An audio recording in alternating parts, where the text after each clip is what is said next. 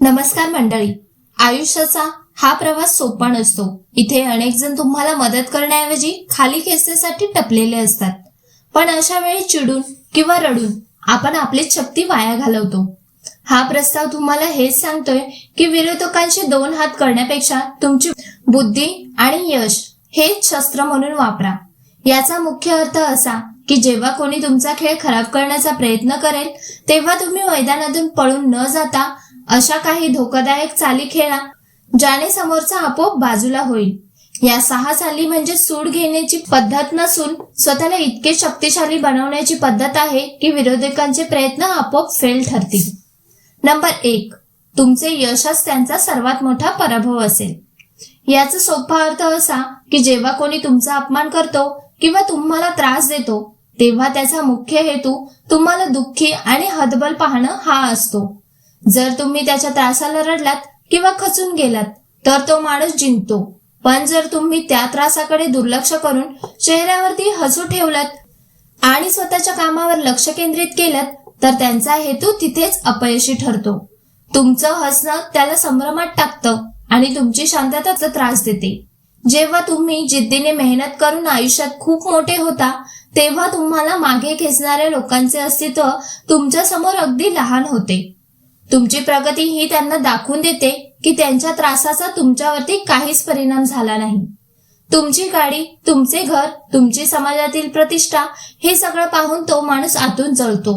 थोडक्यात स्वतःला इतकं मोठं करा की त्रास देणाऱ्यांची तुम्हाला त्रास देण्याची लायकीच उरणार नाही. तुमचं मौन आणि यश या दोनच गोष्टी त्यांच्यासाठी सर्वात मोठी शिक्षा ठरतील. नंबर 2, मौन हे सर्वात घातक शस्त्र आहे. जेव्हा एखादी व्यक्ती आपल्याला त्रास देते किंवा आपला अपमान करते तेव्हा आपण लगेच प्रत्युत्तर देतो. पण मौन पाळणे हे समोरच्याला हरवण्याचे सर्वात शक्तिशाली साधन आहे. याचा सोपा अर्थ असा की आपली शांतता ही ओरडण्यापेक्षा जास्त प्रभावी ठरू शकते. अनेकदा समोरची व्यक्ती तुम्हाला मुद्दामून चिडवण्यासाठी बोलत असते. त्यांना तुमचे उत्तर नको असते तर तुमची चिडचिड आणि तुमचा राग पाहायचा असतो. अशा वेळी जर तुम्ही शांत राहिलात आणि फक्त एक स्मित हास्य दिलं तर समोरचा माणूस पूर्णपणे गोंधळून जातो. तुमची शांतता त्याला असा विचार करायला भाग पाडते की याला माझ्या बोलण्याचा काहीच फरक पडत नाहीये का, किंवा याच्या डोक्यात नक्की काय प्लॅन चालला असेल. तुमचे मन तुमच्या शत्रूसाठी एक गूढ बनते. जेव्हा तुम्ही काहीच बोलत नाही तेव्हा तुम्ही तुमची ताकद वाचवता आणि समोरच्याला अस्वस्थ करता. शब्दांनी दिलेली जखम कदाचित भरून येईल पण तुम्ही दिलेल्या शांत प्रतिसादाची टाचणी त्याला आयुष्यभर टोचत राहील. प्रत्येक ठिकाणी आपली बाजू मांडण्याची गरज नसते. काही वेळा तुमची शांतता इतकी बोलकी असते की ती तुमच्या विरोधकाचा आत्मविश्वास मुळापासून उखडून टाकते. थोडक्यात शांत राहून समोरच्याला त्याच्याच विचारात अडकवणे हीच सर्वात मोठी चाल आहे. नंबर 3, स्वतःच्या कमकुवतपणालाच ताकद बनवा. या जगाचा एक साधा नियम आहे. लोक नेहमी तिथेच घाव घालतात जिथे तुम्ही कच्चे असता. तुमच्या मनात ज्या गोष्टीची भीती असते किंवा ज्या उणीवा तुम्हाला स्वतःला कमीपणाची जाणीव करून देतात नेहमी त्याचाच वापर करून लोक तुमचा अपमान करतात. स्वतःच्या कमकुवतपणाला ताकद बनवणे म्हणजे काय तर सर्वात आधी स्वतःशी प्रामाणिक राहून आपल्या उणीवांचा स्वीकार करणे. उदाहरणार्थ, जर तुम्हाला वाटत असेल की तुमची परिस्थिती बेताची आहे किंवा तुम्हाला एखादी गोष्ट नीट येत नाही तर ती गोष्ट मान्य करा. जेव्हा तुम्ही स्वतःच जगासमोर हे जाहीर करता की हो, ही माझी अडचण आहे आणि मी ती स्वीकारतोय तेव्हा समोरच्याच्या हातातील शस्त्रही गळून पडते. जर तुम्ही तुमच्या कमकुवतपणाला लपवण्याचा प्रयत्न केला तर लोक त्याचा वापर तुम्हाला घाबरवण्यासाठी करतात.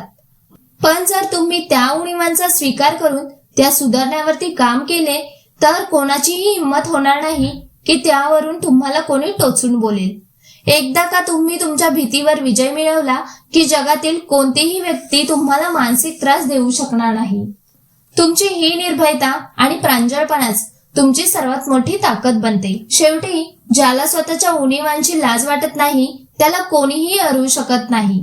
नंबर 4, कधीही रिॲक्ट होऊ नका, फक्त रिस्पॉन्स करा. आयुष्यात अनेक वेळा लोक आपल्याला जाणून बुजून चिडवण्याचा प्रयत्न करतात. रिॲक्ट होणे आणि रिस्पॉन्स देणे यामध्ये खूप मोठा फरक आहे. जो आपल्याला समजून घेणं गरजेचं आहे. रिॲक्ट होणं म्हणजे काय? जेव्हा कोणी तुमचा अपमान करतो आणि तुम्ही लगेच रागाने ओरडता, शिवीगाळ करता किंवा रडता, तेव्हा तुम्ही रिॲक्ट होता. समोरच्या व्यक्तीला नेमकं हेच हवं असतं. त्याला तुमचे मानसिक संतुलन बिघडवायचे असते. जर तुम्ही रागावलात तर त्याचा हेतू साध्य होतो आणि तो तिथेच जिंकतो.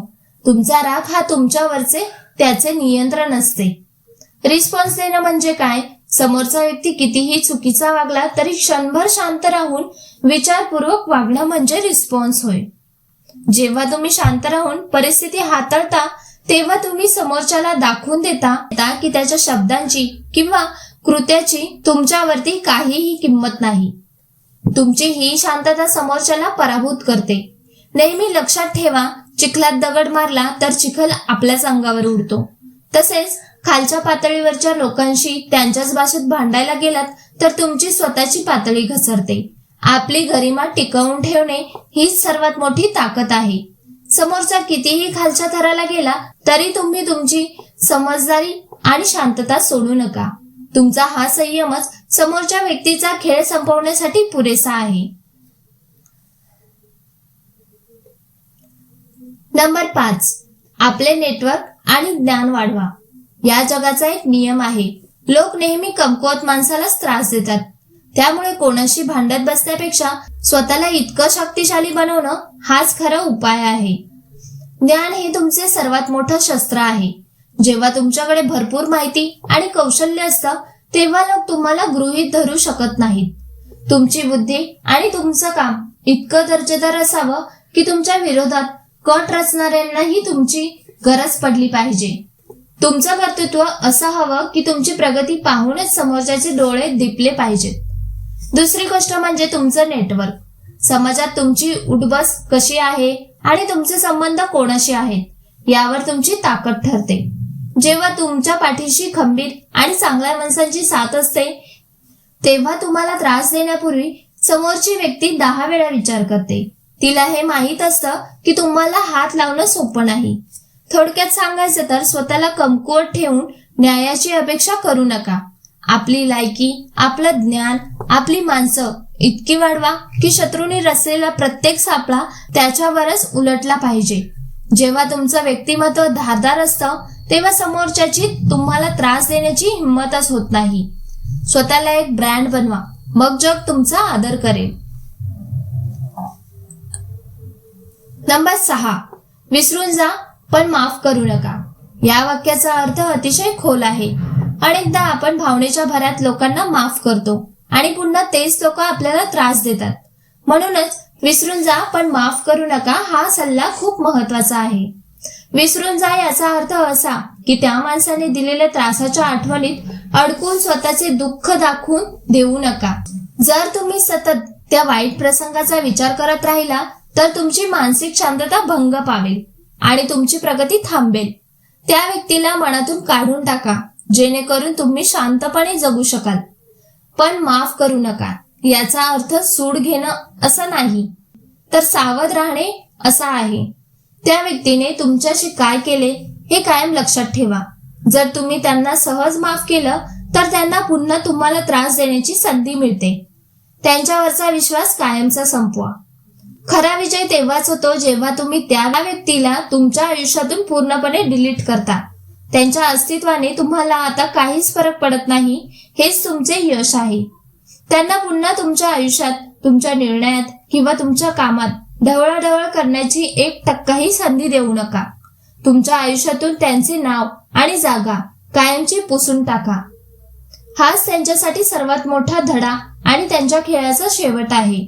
तुमचं दुर्लक्ष ही त्यांची सर्वात मोठी शिक्षा आहे. तर मित्रांनो, लक्षात ठेवा, तुमच्या आयुष्याचा रिमोट कंट्रोल दुसऱ्याच्या हातात देऊ नका. त्रास देणारे लोक चिखलासारखे असतात. त्यांच्यात दगड मारला तर घाण आपल्याच अंगावर उडणार.